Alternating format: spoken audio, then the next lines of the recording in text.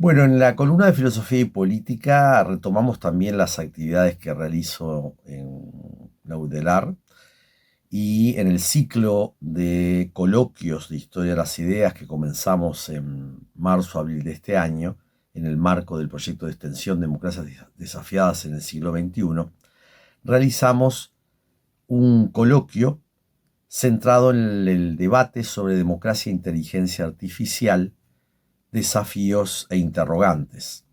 Estuvo centrado en un diálogo con el filósofo español Daniel Innerarity, filósofo político de la Universidad del País Vasco, con el que nos conocimos en el 2020 en forma virtual, en los diálogos globales que hicimos en el marco de la Universidad de la República con distintas universidades del mundo. Bien, este coloquio que tuvo como comentaristas a el ingeniero Héctor Cancela, a la socióloga y doctora en comunicación e información Ana Riguar y a Silvia Nane, analista y senadora de la República, con la coordinación del doctor Prat, Martín Prat, director del Instituto de Historia de las Ideas, del cual soy parte. Básicamente lo que intentamos situar es cómo poder superar este dilema que está instalado en estos cambios geométricos que se están produciendo con nuevas tecnologías que hacen que ya la capacidad de apropiación ciudadana, social, política, ética del tema sea compleja, pero que a la vez tiene que salirse de ese maniqueísmo de entenderlo como la ingenuidad de la bondad tecnológica, que es lo que vemos en lo hegemónico, y por otro la reacción apocalíptica, como que la tecnología y la emergencia de la inteligencia artificial que incide en todas las formas de construcción social, van a tener un impacto negativo, por lo que no es necesariamente así. Pero sí que reclaman de un control social, político, estatal, jurídico y sobre todo crítico. Por tanto, como repetimos muchas veces lo de Hannah Arendt, solo la democracia es viable si es reflexiva. ¿Qué reflexividad podemos provocar? Y ahí les dejo para que escuchen el intercambio y análisis que hicimos, que se anticipa al encuentro de los proyectos del futuro que se desarrollarán en octubre en el Parlamento uruguayo convocados por la Unión Europea. Buenos días, tardes a todas y a todos desde aquí, desde el Pirineo franco-español, y estoy muy contento de estar en esta conversación. Me hubiera gustado mucho más hacerlo en Uruguay, lo cual espero hacerlo pronto, el próximo mes de octubre, cuando viaje para allá. Pero bueno, y agradezco también a la Universidad de la República, al Instituto de Historia de las Ideas, por la organización de este acto. El tema de la relación entre inteligencia artificial me interesa a mí especialmente porque soy titular de una cátedra que lleva ese nombre en el Instituto Europeo de Florencia, que es la universidad, la única universidad de la Comisión Europea, y donde nos dedicamos precisamente a este análisis de cómo las tecnologías de la inteligencia artificial van a afectar, están afectando, pueden mejorar las prácticas democráticas. Dentro de esa cátedra, además, tenemos una red latinoamericana de experiencias, intercambios de experiencias de digitalización y de estrategias nacionales de inteligencia artificial bueno, que ha dado muy buen resultado y que constituye una conversación exitosa sobre esta materia, ¿no? Como solo tengo 15 minutos y eso también es una disculpa para no abordarlo todos los temas y por si queda algo por resolver, que evidentemente esto se trata de un tema, un asunto muy complejo, voy directamente al grano, ¿no? Y voy a lanzar unas cuantas ideas por si pueden servir de eje a nuestra conversación hoy. En primer lugar, como introducción, creo que estamos en un momento de una cierta, permitidme que lo diga así, una cierta histeria en relación con la inteligencia artificial. Hay quien asegura que esto va a dar resultados espectaculares, vamos a entrar en una época de transparencia, de ausencia de prejuicios, de exactitud, de registro de todas las preferencias de todos los ciudadanos y, por tanto, una capacidad de satisfacerlos inédita en la historia de la humanidad.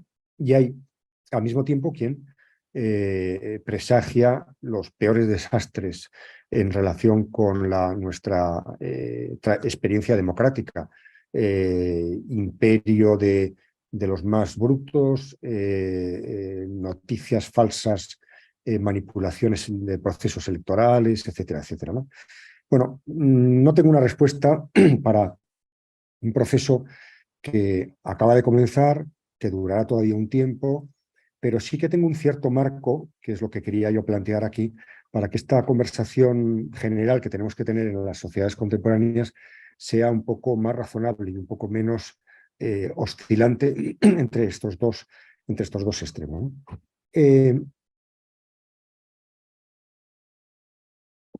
Eso es precisamente lo que voy a tratar de hacer en estos momentos. En primer lugar, vivimos en sociedades enormemente complejas. Ese es el tema que me ha ocupado en ese libro que citaba Martín antes, que es mi libro principal, Una teoría de la democracia compleja, donde sostengo que las democracias no están siendo capaces de gestionar la creciente complejidad del mundo contemporáneo y que para eso necesitamos una gran movilización cognitiva, una gran movilización de instrumentos de conocimiento, de tecnología, para conocer mejor la sociedad, las preferencias de las personas y para darles una mejor respuesta.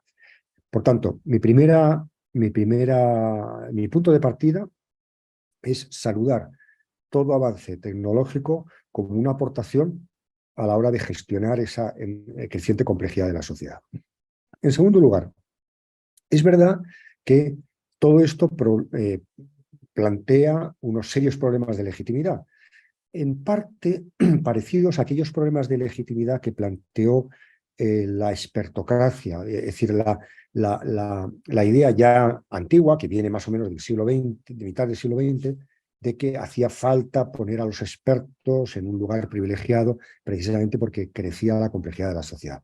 Si esa presencia de los expertos en la decisión política la resolvimos más o menos estableciendo una primacía de la democracia sobre el saber, sobre el conocimiento, y a su vez ideamos 1000 medios para que dentro de los expertos hubiera diversidad, para que quedara claro cuál era su rol y cuál no era su función, cuál era la función de la representación popular, etcétera.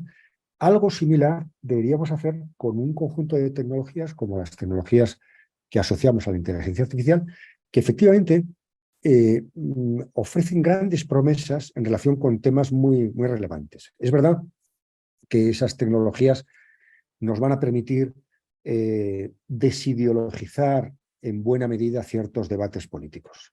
Es verdad que nos van a permitir, por ejemplo, medir mejor los impactos de la legislación en nuestras sociedades. Es verdad que nos van a permitir un mejor conocimiento de las preferencias y de los intereses reales de las personas a los que la sociedad debe servir. Todo esto es verdad.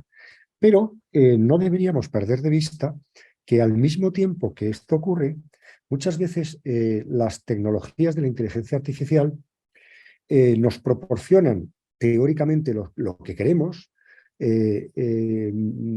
y aparentemente no habría nada de malo en trasladar el modelo de las sugerencias algorítmicas en las recomendaciones que utilizamos para el consumo, por ejemplo, al modelo de la política, si no fuera porque el precio de estas prestaciones suele implicar algún sacrificio de la libertad personal.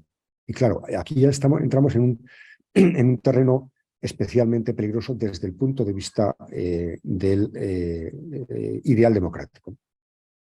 Además, por si esto fuera poco, otro conjunto de problemas que simplemente enuncio aquí, tiene que ver con el hecho de que los algoritmos hacen previsiones basadas en los patrones del pasado, es decir, en el modo como nos hemos comportado, cómo hemos expresado nuestras preferencias a través de nuestra movilidad, de nuestra expresión en las redes sociales, de nuestro consumo, ¿no? Es decir, dan demasiado por seguro que el futuro va a ser lo máximamente similar al pasado. Y esto es verdad en buena medida, porque los humanos somos seres bastante continuistas y bastante conservadores, pero al menos deberían dejar una cierta capacidad, suponer una cierta capacidad en los humanos de romper esa previsión, de romper esa previsibilidad, de dar lugar a cosas nuevas. Me gustaría que citara a la gran filósofa Hannah Arendt cuando decía que lo propio del ser humano era lo que ella denominaba la categoría de la natalidad, la capacidad de dar lugar a cosas nuevas, a cosas no previstas, a cosas incluso imprevisibles, ¿no? Que esa capacidad no la usemos mucho no significa que podamos sacrificarla con facilidad. Y probablemente tenía razón Shoshana Zuboff cuando en su libro El capitalismo de la vigilancia dice que no podemos permitir que nos roben nuestro derecho al futuro, es decir, nuestro derecho, nuestra capacidad de dar lugar a conductas no previstas en nuestras trazas algorítmicas, ¿no? Por tanto, esta sería una crítica general al empleo de algoritmos como algo que serviría para cualquier cosa, ¿no?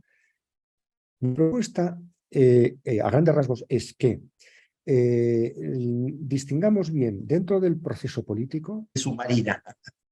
Vale. Bueno, pues si queréis acabo. Realmente estaba acabando ya. Lo que quería decir como conclusión era que deberíamos distinguir dentro del proceso político aquel tipo de decisiones para las cuales la gobernanza algorítmica resulta de una gran utilidad y aquellas para las cuales no. ¿Cuál sería el criterio para distinguir una cosa de la otra? Fundamentalmente, la gobernanza algorítmica es muy precisa cuando dispone de grandes cantidades de datos, cuando el input y el output son muy claros y no hay una situación de especial ambigüedad o incertidumbre. Para todo lo demás, es decir, para cuando hay pocos datos, cuando el output es discutible y el input no está claro, estamos en una situación de incertidumbre, etcétera.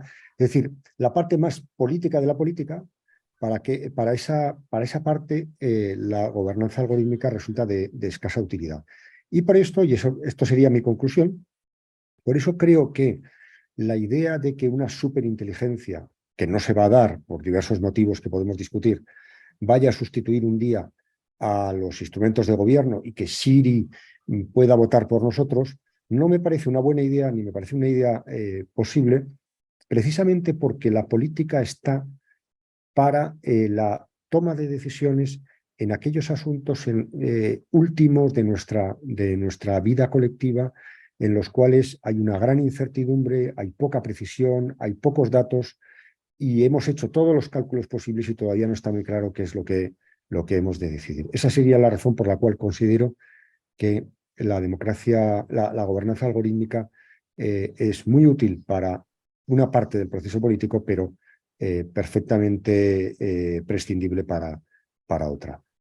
Nada más, disculpad, suelo dar clase desde aquí, no he tenido problema, pero hay veces que ocurren estas cosas raras y disculpad por la mala conexión que haya tenido. Y estoy para escuchar vuestra intervención con muchísimo gusto.